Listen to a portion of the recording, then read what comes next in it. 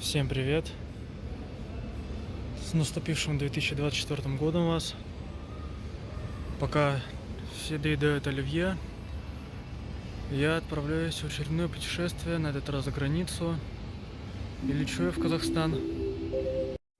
Терминал международных вылетов Внуково так пуст, что не знаю, что ли это 1 января так повлияло, то ли события прошлого года.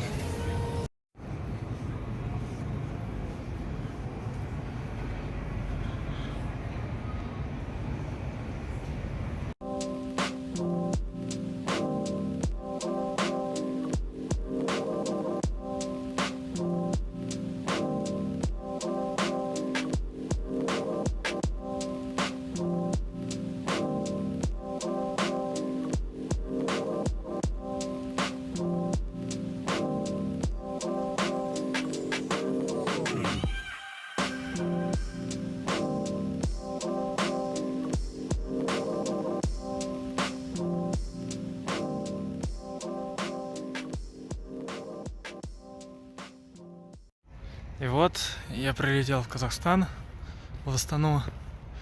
Здесь -3 и очень снежно. Но зато потеплее, чем в Москве. Доехал я до центра Астаны. Тут очень много снега, немного светло стало. По погоде в целом тепло и ветра нету. Таксист сказал, что с погодой мне очень повезло.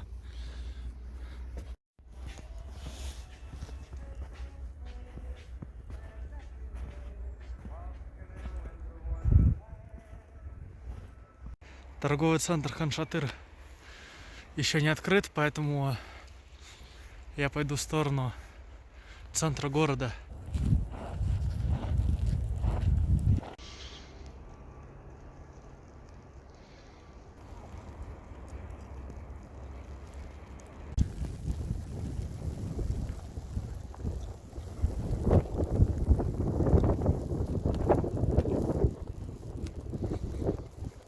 Да, столько снега я еще нигде не видел.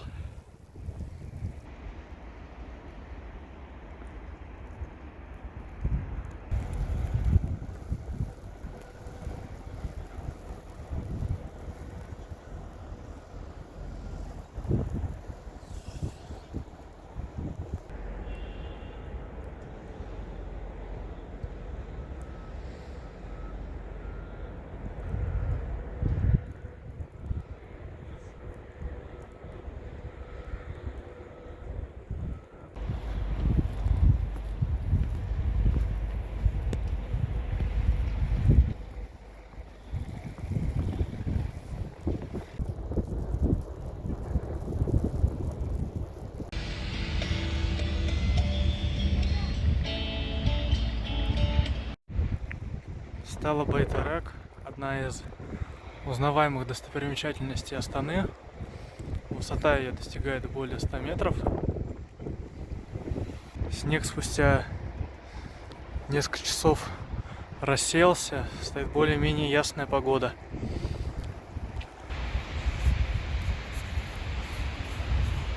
Приближаюсь к правительственному кварталу, где находится правительство, несколько министерств, Верховный суд, и вон вдалеке резиденция президента Республики Казахстан. Правительственный квартал, сам вход ограничен, как мне объяснили, пройти туда сейчас нельзя. Ну вот он, собственно говоря, с левой стороны.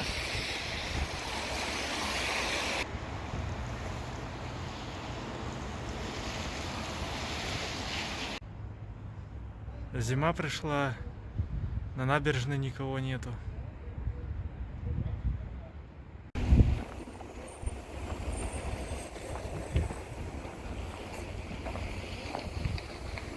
Дворец мира и согласия. Вокруг него разбит большой парк. А я плавно двигаюсь к мечети. Вот она. Самая большая мечеть в Астане. Хазрет Султан.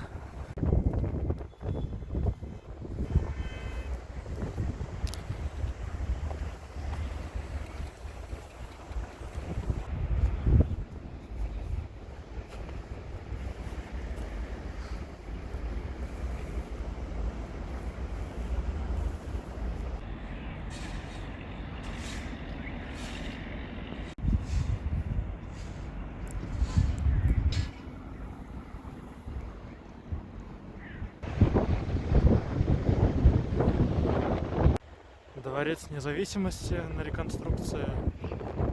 Это Национальный музей Республики Казахстан. В Национальный музей я, к сожалению, не успеваю. У меня очень мало времени. Но судя по фотографиям, которых я увидел в интернете, там обязательно стоит побывать. Хотел сходить к флагу Казахстана, один из самых больших в мире, но, как видите, его там нету. Из-за ветра, видимо, сняли.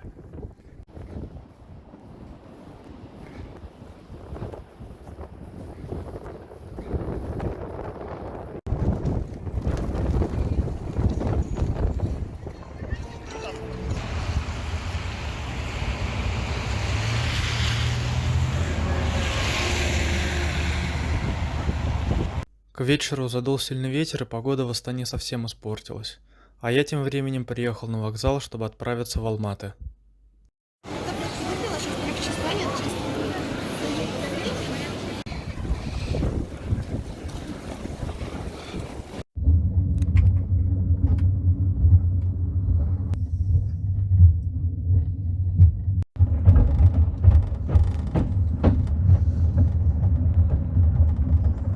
Как вы уже, наверное, поняли, поезд шел всю ночь, и только утром он доехал до города. И вот я в Алматах. Тут очень тепло.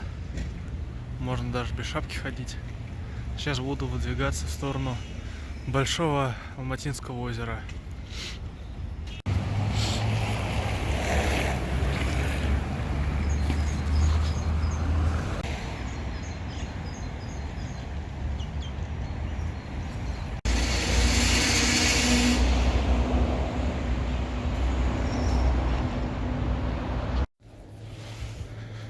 Поедем, прокатимся на метро к Акимату.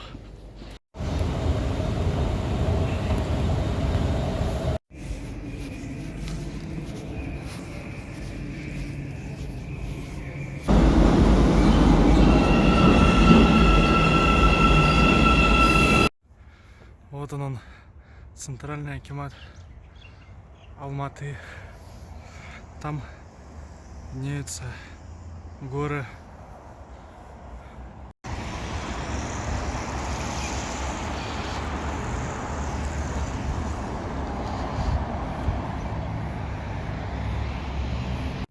От Акимата мой путь лежал к БАО, Большому Алматинскому озеру, которое находится в 15 километрах от Алматы на высоте 2500 метров. Такси меня докинуло до экопоста. Такой здесь красивый пейзаж. Алматы, к сожалению, не видно. Следом за экопостом дорога на Большое Алматинское озеро.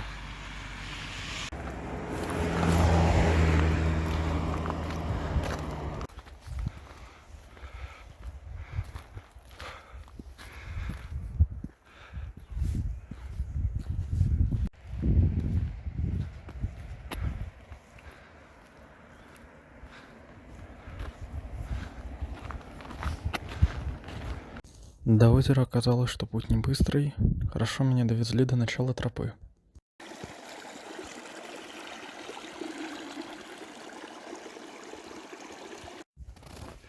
Встретил я людей, сказали, что на БАО сейчас бесполезно идти, потому что стемнеет через полчаса. А само озеро находится вот за тем вот пиком. Ну ничего, я схожу сюда завтра, пораньше встану и поеду. Но уже с более новыми силами. Обратно в Алматы я добрался за час и теперь направлялся в сторону смотровой площадки на горе Коктебе.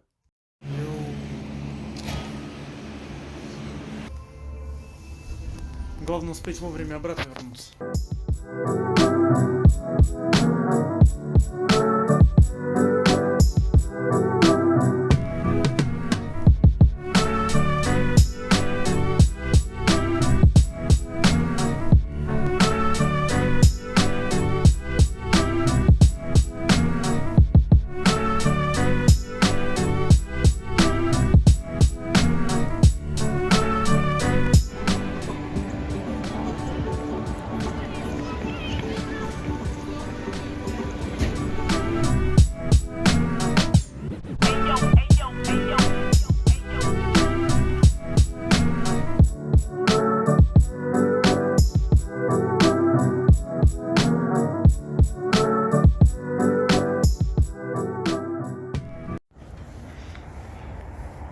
Вот они, Алматы. А вот здесь вот горы уже идут. Всем доброе утро. Я поспал, выспался. Сегодня надеюсь дойти до Бао и съездить на Медео.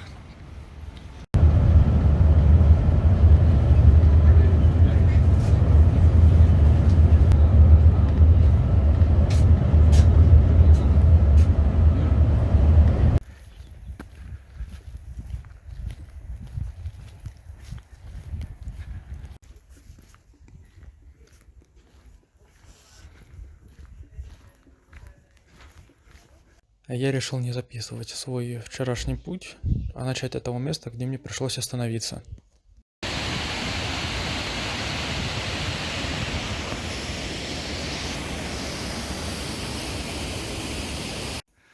Вот, я на трубе. Начинаем путь. Путь предстоит сложным и долгим, но время у меня чуть побольше, чем вчера. Преодолел я трубу. Ушло у меня на это порядка 40 минут. Продолжаю идти к озеру. Очень устал.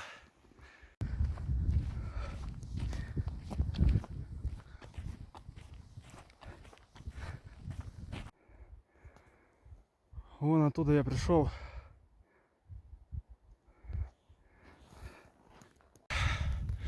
Вот оно.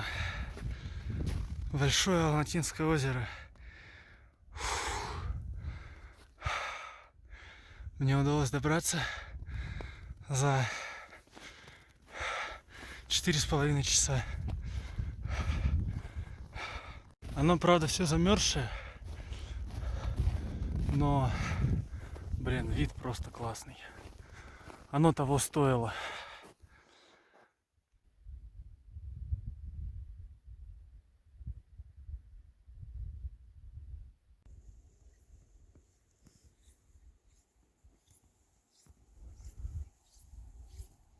Иду я обратно, спускаюсь. Время 3 часа. Сколько, интересно, займет спуск? Вопрос хороший.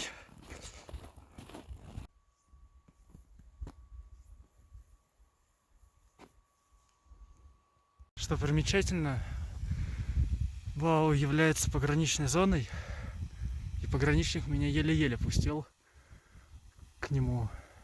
А так нужно было идти направо еще километра 2 до смотровой площадки.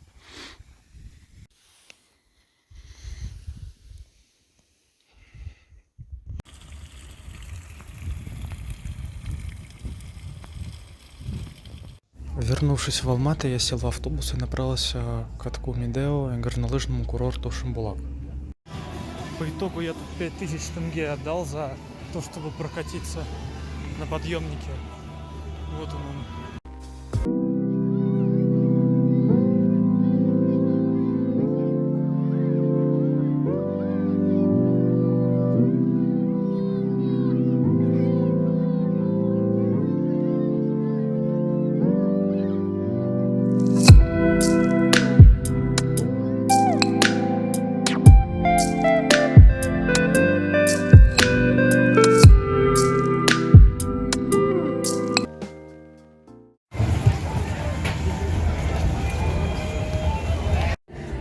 Вот я на Шимбулаке, пока тут трассу укатывают, тут нет нигде лыжников, сноубордистов. Жаль, конечно, что я не умею кататься ни на лыжах, ни на сноуборде. Так бы обязательно сюда приехал, покатался. С этой стороны везде кафе, рестораны и несколько школ, которые учат кататься. Ну, цены, мне кажется, тут соответствующие, но сравнивая, если, конечно, можно сравнить с нашей Красной Поляной, то здесь будет намного дешевле.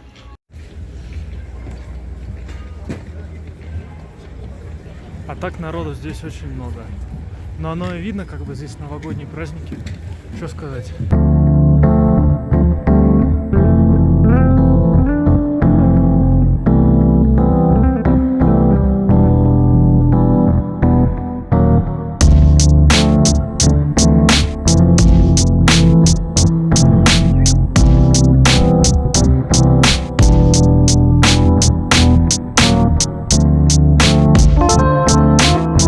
некоторое время я спустился. Сейчас хочу дойти до самого стадиона Медео. А авось получится и на коньках покататься. Правда, я не смотрел расписание какое там.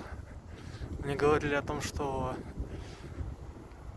на каток можно пройти по расписанию, которое там распределено по времени. Там, как я и предполагал, все посменно осуществляется. Иду сейчас в сторону вон той лестницы.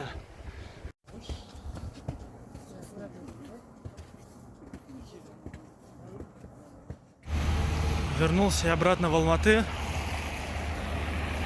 Вышел не на той остановке, поэтому иду пешком до отеля.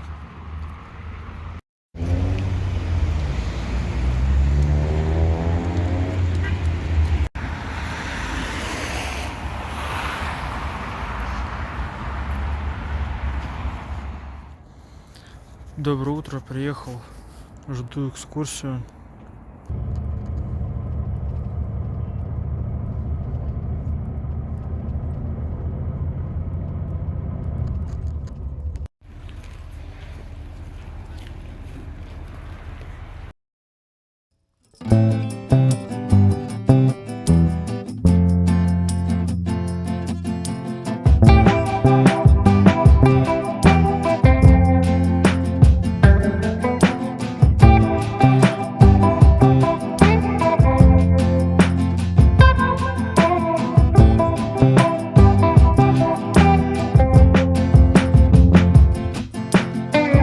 Спустя 2 часа доехал до Чернского каньона. Сейчас буду спускаться вниз.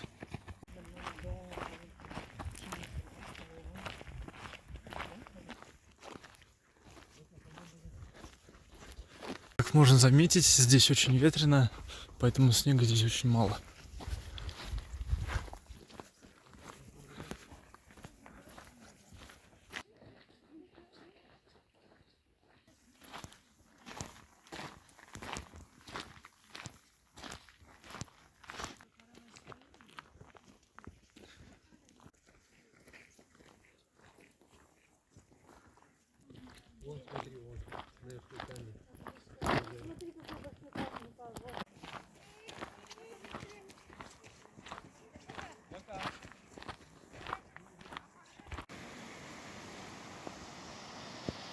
Пришел в самый низ Чернского каньона.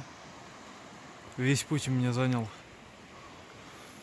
минут 40 где-то. Виды здесь, конечно, очень крутые.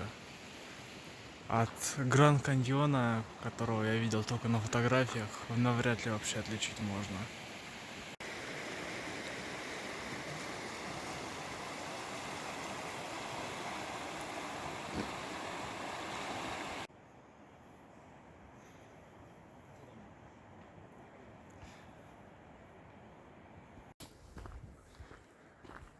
И солнышко уже вышло.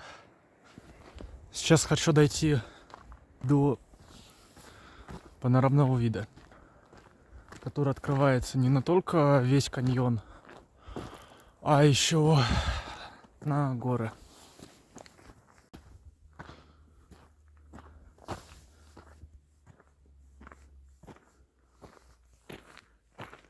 Конечно, подниматься намного тяжелее, чем спускаться. В конце пути переоделся, потому что когда вышло солнце, тут стало невыносимо жарко. Даже для такого месяца, как январь. Насколько огромны просторы, это даже камера не может передать.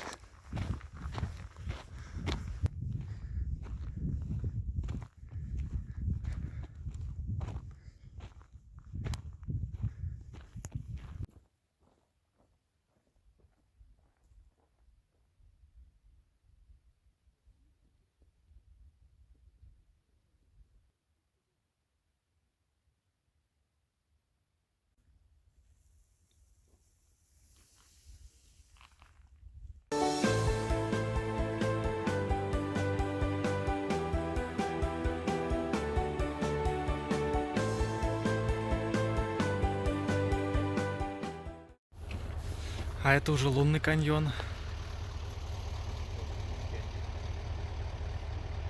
Опять же та же река,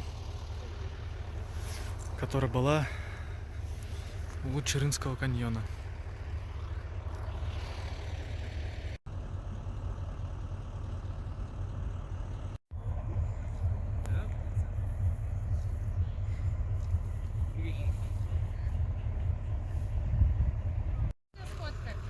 Да и я уже сфотографировался. Так, где находятся великие пирамиды Гизы? Египет, да. Египет, правильно. Какая страна находится над Мексикой? США. США, правильно. Какой штат США самый большой по площади? Аляска. Аляска, да, правильно.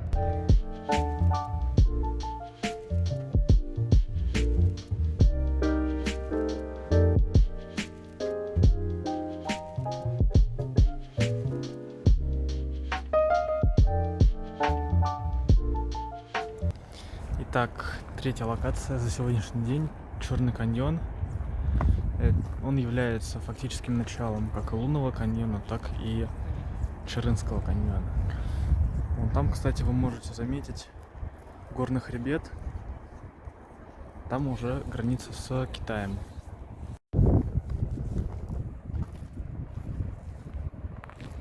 К сожалению, ограждение не позволяет посмотреть самый низ, но речка, вон он там течет.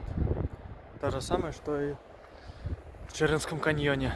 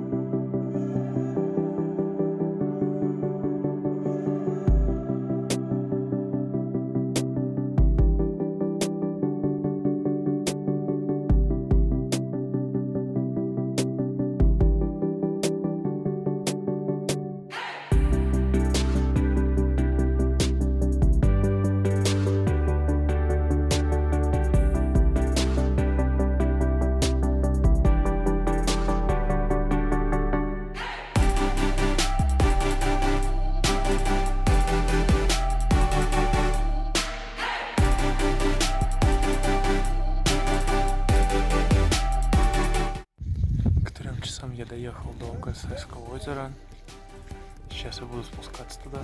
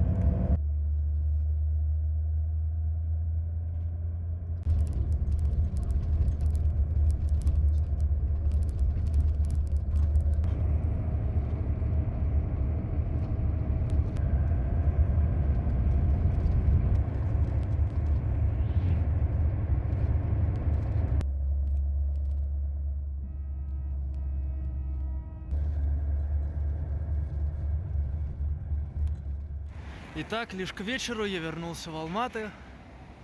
Пока я ехал, мне пришло смс о том, что мой рейс задержан до 1:30. Поэтому я сейчас съезжу где-нибудь покушаю и куплю себе продуктов на завтра.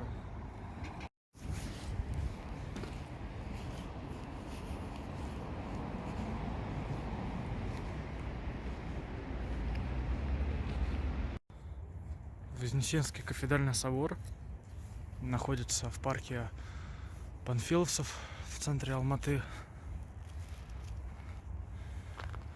Решил напоследок зайти перед тем, как ехать в аэропорт.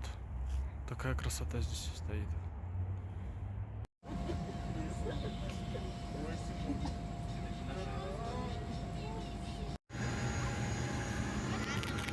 Самолет задержали, но не на 40 минут, как я говорил, а на целых 1,5 часа.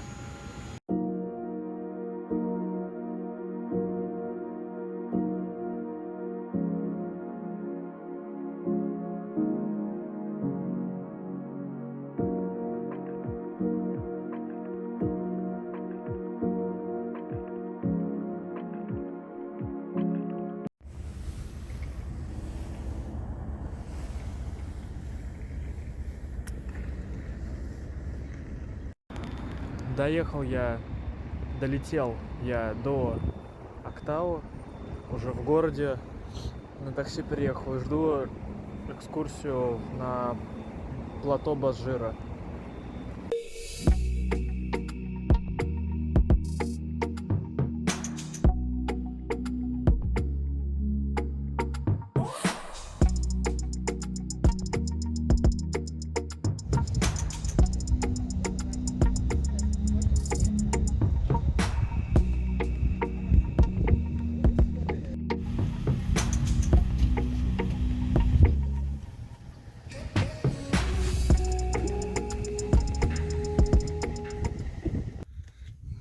Существенно марсианские пейзажи здесь, что тут, да и в округе. И практически нету ветра.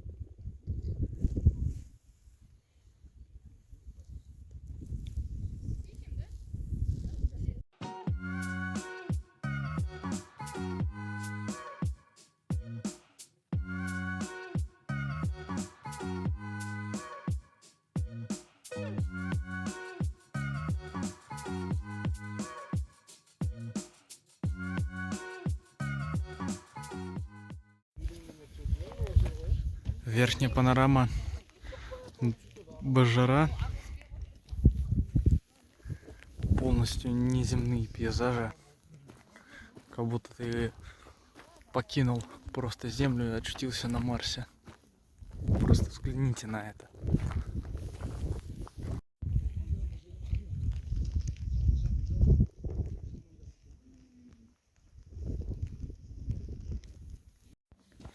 И, собственно говоря, нижняя панорама Басжира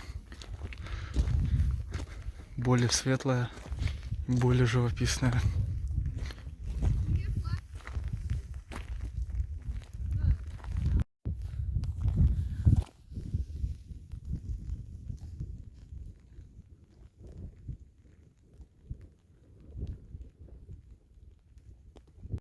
Это слишком красиво, чтобы попытаться описать это словами.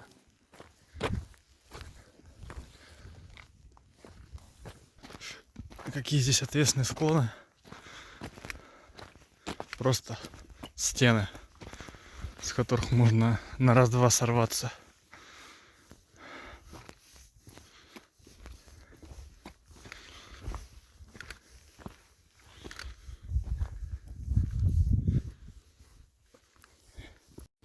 Тем не менее, несмотря на плюсовую погоду,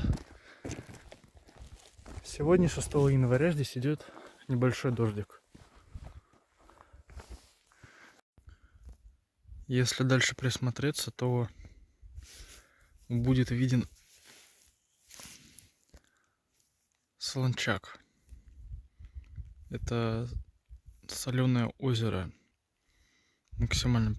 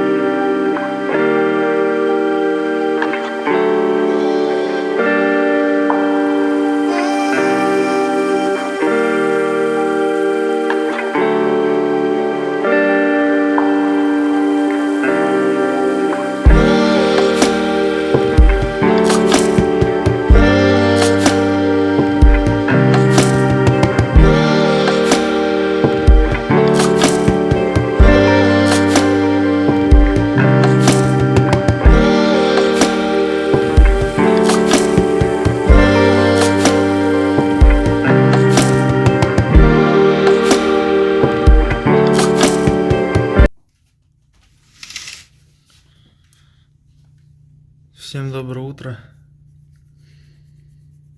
На календаре 7 января. Я в Актау. Это у нас Каспийское море. Сегодня у меня резервный день на случай, если какая-нибудь экскурсия отменилась. Но все прошло отлично, поэтому сегодня я буду отдыхать. И, возможно, вечером выйду, погуляю по набережной. А сейчас я буду просто отдыхать, спать. Я решил все-таки немного прогуляться. Пока погода хорошая, на улице почти 10 градусов. Я такого еще зимой никогда не ощущал. Вот, кстати, мой отель, в котором я живу.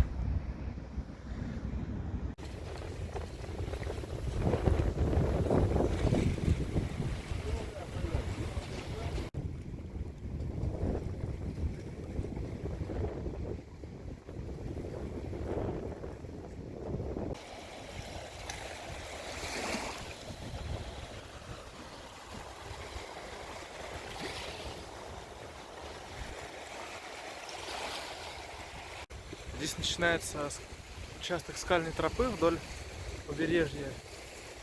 Туда я пойду уже завтра. Сегодня пока ограничусь этим.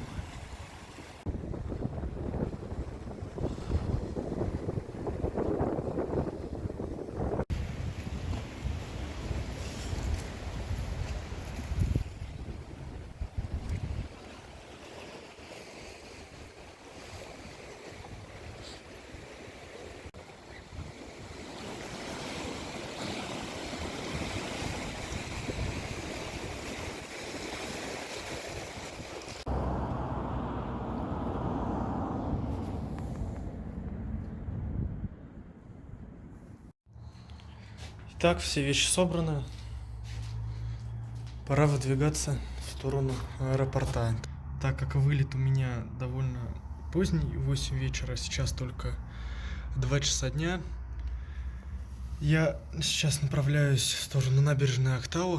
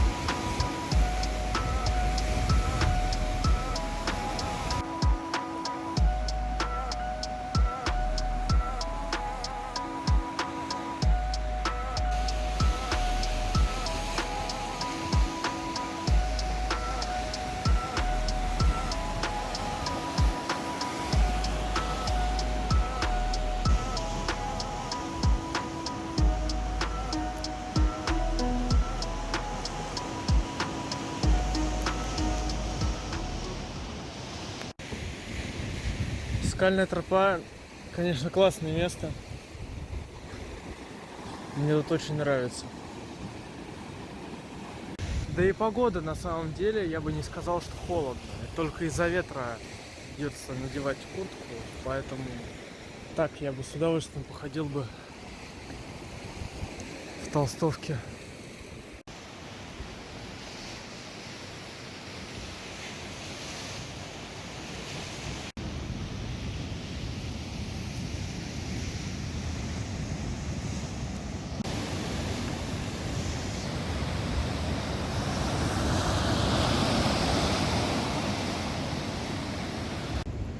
Не сезон, поэтому бассейн, отели.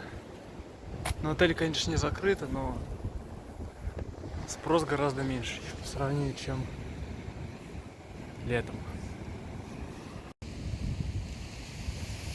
Хоть я против такого питания, но когда я еще буду сидеть на берегу Каспийского моря и заваривать доширак?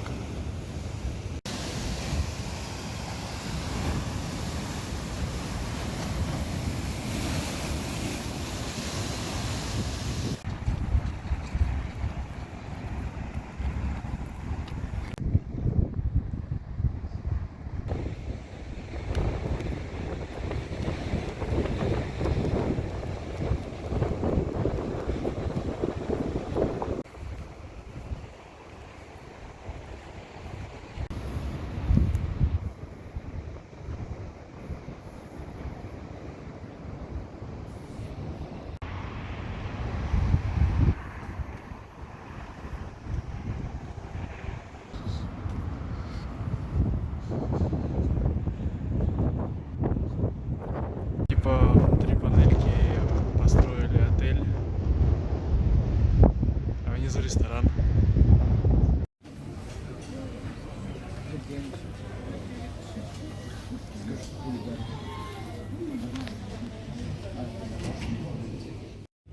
Прилетел в Астану, здесь у меня ночная пересадка. И в 8 утра я улетаю обратно в Москву. Дорогие друзья, ночь прошла, я уже прошел пограничный контроль и предполетный досмотр, поэтому сижу, жду посадки на борт.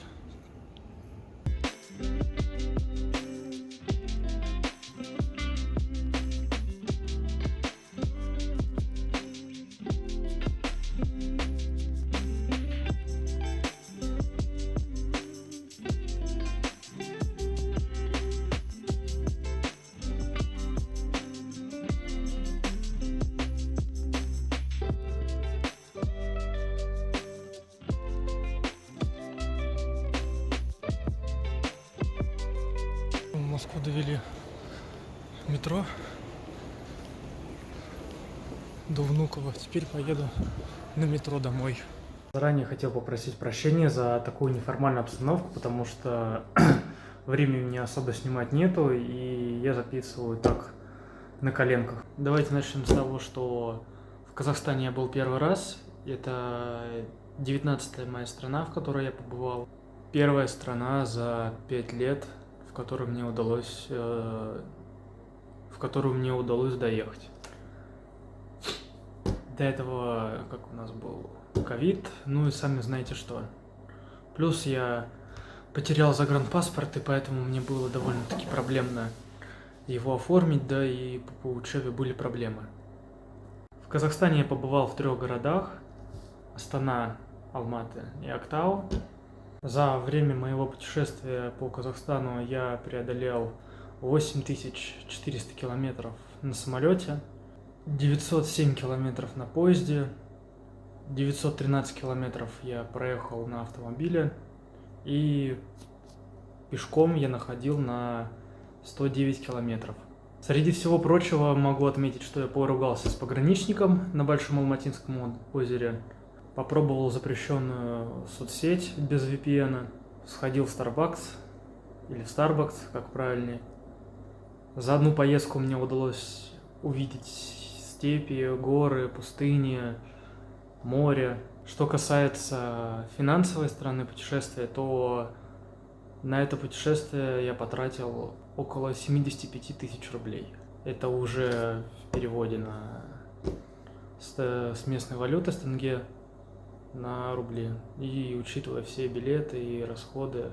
Но я ничуть ли не расстроился, потому что это путешествие, это впечатление ты за никакие деньги не купишь. Ну и, как говорится, время, оно, в отличие от денег, никогда к тебе не вернется, поэтому я буду продолжать путешествовать.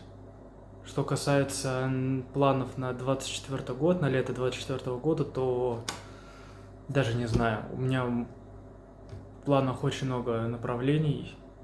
По каждому этому направлению нужно считать бюджет, выстраивать логистику. Ну и плюс одна из целей на 2024 год – это отправиться в путешествие с друзьями, поэтому хотелось бы съездить не одному. Буду рад видеть вас на моем канале, здесь будут выходить путешествия, различные влоги и много другого полезного материала. До встречи, еще раз всех с наступившим 2024 годом.